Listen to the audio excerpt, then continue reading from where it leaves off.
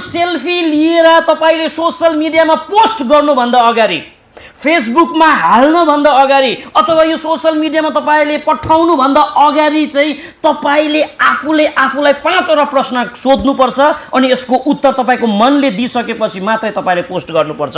यस सम्बन्धमा चाहिँ हुनु किन भन्दा हुँदी धेरै जना जवान भाइ बहिनीहरुको क्यारेक्टरमा दाग लागेको छ।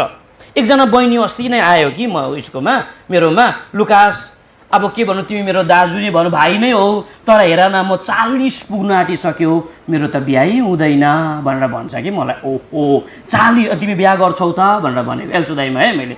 ए हो अनि हेर न प्रभुको रहितसँग बिहा गरेर गयो भने त मेरो बाउ जिम्मेवारी, मेरो बाउलाई सस्पेन्ड गरेर पछि बस्नुपर्छ अघि बस्दै गरेको, तर क्रिस्चियन केटा कोही पनि माग्नु आउँदैन भनेर भन्छ के मलाई। अरे किन चाहिँ यस्तो भएको मैले लास्टमा गएर उसको सम्बन्धमा हुँदै जाँदाखेरि चाहिँ त्यो दिदी रहेछ डरलाग्दो सेल्फीको लत परेको, खिच्यो हाल्यो। लास्टमा त उसकोमा त्यो कमेन्टहरु आएको पनि थाहा पाए कि उसलाई त क्यारेक्टर खत्तम भएको तिमी भनेर आउँदो रहेछ, नराम्रो आउँदो रहेछ र केटाले त्यो कमेन्ट पढेर पनि कहिले बिहाको लागि प्रपोज गर्छ त अन्त गर्दैन। यसैले गर्दाखेरि चाहिँ तपाई र मैले यो सेल्फी खिचेर सोशल मिडियामा पोस्ट गर्नुभन्दा अघि 5 वटा प्रश्न चाहिँ तपाई र मैले आफूलाई गर्नुपर्छ। र सबैभन्दा पहिलो प्रश्न चाहिँ तपाई र मैले के कारण चाहिँ सेल्फी खिचेर सोशल मिडियामा तपाई र मैले पोस्ट गरिराखेको छौं, यसको भित्री उद्देश्य के हो, यसको भित्री आज एकदमै कज चाहिँ के हो,